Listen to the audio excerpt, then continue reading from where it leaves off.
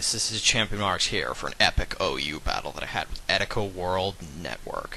It's new, well, not really new, but it's a news channel that's sort of been gaining popularity as well, and it sort of just started doing competitive battling things for video games. One of them happens to be Pokemon.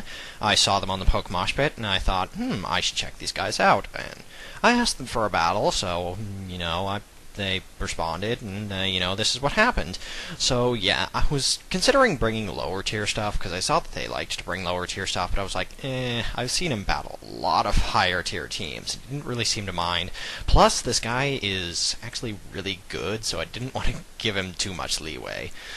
So, yeah, anyway, analysis thing.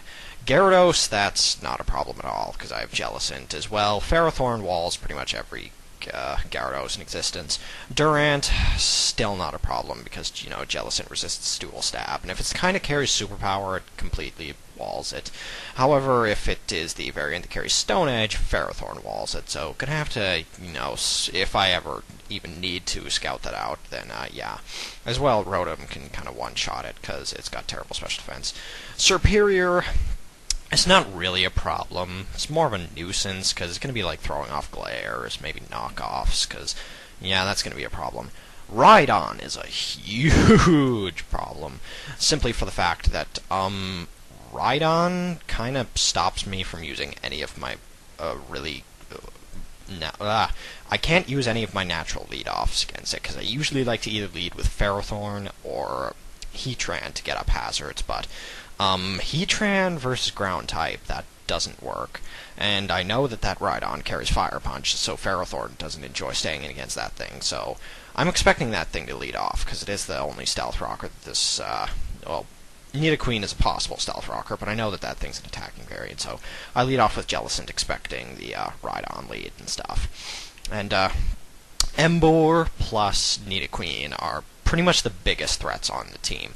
I know both of them are Life Orbed, not Choice Scarfed, so they're going to be using their full potential, so yeah, they really can't switch in any walls on them, because Flare Blitz Superpower Wild Charge hits all of my walls super effectively, and same with Earth Power Thunderbolt Flamethrower, so that's kind of a bitch, but I can take them out with Terrakion and Rotom, because they both have super effective moves on them. Terrakion having Earthquake, because it's banded Terrakion, and Rotom having Hydro Pump, so yeah, I have to get rid of those real quick. But, yeah, that's pretty much that, so let's get started with the battle.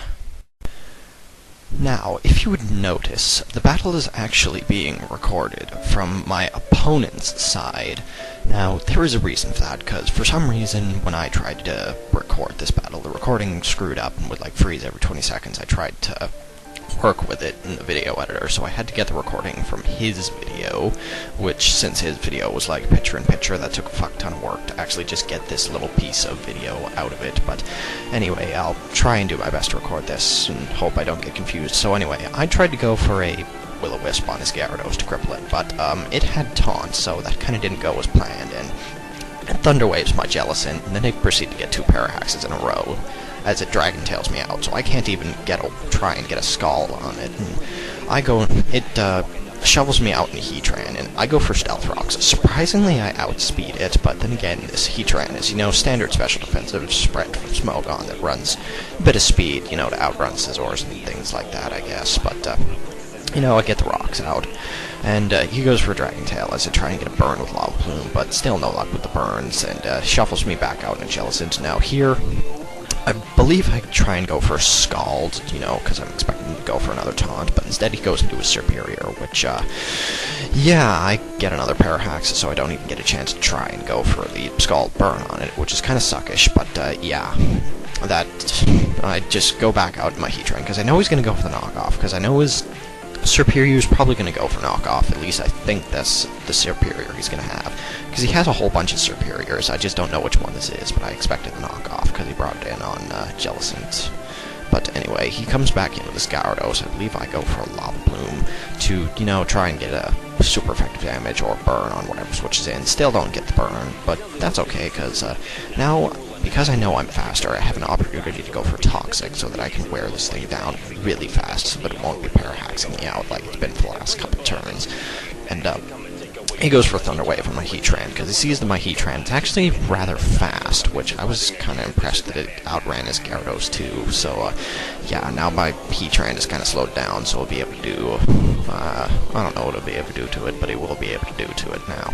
And I'm expecting another Dragon Tail and / or Water move, so I just go into Ferrothorn, because I want to get the Iron Barb's damage in combination with Toxic on it, and he does go for it and shuffles me back out in Heatran. Now, since he didn't go for the Water move, idea in my head that maybe he didn't have a water move, but yeah, and I also go for Protect and see that he goes for Thunder Wave, so I'm thinking maybe he doesn't have that water move because he hasn't gone for it yet, so I decided to stay in with my Heatran and just try and go for some damage with Lava Plume, and big mistake there, because Etika is, you know, hiding that water move from me pretty well and goes for the Aqua Tail, and again, I'm kind of surprised that people run Aqua Tail over Waterfall, because Waterfall is the obvious superior option, especially on a set that runs Thunder Wave, because, you know, Waterfall with the chance to flinch, Paraflinch, that, yeah. But in comes this Nidoqueen, and I really don't want... no, wait, I made the double switch into Ferrothorn, I made the switch into Ferrothorn because I thought he'd stay in with Gyarados going for another Aqua Tail, but he switches into Nidoqueen, because, you know, he wants to have a better matchup against that Ferrothorn. Now, I go into my Heatran and get the Flash Fire off this Flamethrower. Now here, I thought I could bait him into going for Earth Power, but no, Etika's smarter than that, goes for the Thunderbolt, because he knew it would KO, and my Scarfed Rotom comes in and takes a fuckload of damage, and I try and go for the Hydro Pump to try and get rid of Nidoqueen, because, yeah, that's a huge-ass threat right there, but he makes a smart move, sacrifices his Gyarados to the rocks to bring in his Superior, because he knows Superior resists my Dual Stab, and really the best I can go for it is maybe a Hidden Power, if I even have super effective Hidden Power on it, or Will-O-Wisp, but it's Scarf Heatran, so I'm locked in, and his Superior goes for the Glare, which doesn't work, because I switch in my Heatran on it again, because even though I'm at low HP, I can still take hits from it, and now he switches into his Emboar, because he knows this Heatran is getting in his way a lot, keeps blocking all of his Paralyzes, and just, in general, stopping some of his Superior, so I just leave my Heatran in a die on this Emboar, you know, get the recoil damage plus the Life Orb, and go into Terrakion. Now, he has the Nidoqueen, I know that resists my Dual Stab, so I'm just going to go for the Earthquake, because, you know, I have that because I'm banded Terrakion, and because I'm banded, it's going to be an easy KO. Now, I'm not sure if he thinks I'm banded or Scarf, but him sort of questioning which choice I am is kind of going to give me an advantage in this game, and at least in some way. Now here he goes into Rhydon. I'm expecting him to try and set up rocks maybe now, because he still doesn't have them up, and it's kind of getting a little late in the game, so maybe he wants that damage on my Pokemon as they switch in, but no, he just goes straight for the Earthquake, knowing I'm locked into a move that won't do a whole lot of damage, because he's Eviolite Rhydon, and now I have to sacrifice my Jellicent, because I don't really want anything else to take hit, and come back in with a banded Terrakion. Now, of course, I'm banded, I'm Terrakion, I've got Stab, close combat. I'm expecting this to kill, but no. The power of Eviolite Rhydon allows him to live on 16 freaking HP. Now I'm gonna eat an Earthquake at -1 defense. That's kinda gonna kill me, because, yeah, I had no way of living that Earthquake, but now, even though I did just lose my Terrakion to a Rhydon, not gonna hear that too often, he's at an HP where I know if he switches in his Rhydon again, he's gonna die to the Stealth Rock, so that's pretty good to know. And he switches in his Emboar to take the obvious Bullet Punch. Probably should have gone for Bug Bite expecting the switch, because I'm pretty sure I'm faster than Rhydon anyway, but actually I think Bug Bite would have been double resisted, don't quote me on that. But yeah, I switch in Rotom expecting... I don't even know what the hell I was expecting, but I fodder off my Rotom for virtually no reason, because I could have went into Ferrothorn and foddered that off. Maybe I thought just Ferrothorn would be more useful, and maybe I could live the Flare Blitz, I don't know, but if I'd went into Ferrothorn, I'm almost certain that the Iron Barbs in combination with Recoil and Life Orb would have either killed him on the spot, or I could have just went into Scizor after and used Bullet Punch to actually get the KO on him after the massive amount of recoil from touching my Ferrothorn with Life Orb Flare Blitz. Sorry, needed to stop to breathe. But anyway, now in comes his Superior, because he thinks maybe if he knocks off the item on my Scizor, it'll be doing less damage, because maybe he thinks I'm Choice Banded or something, I don't know.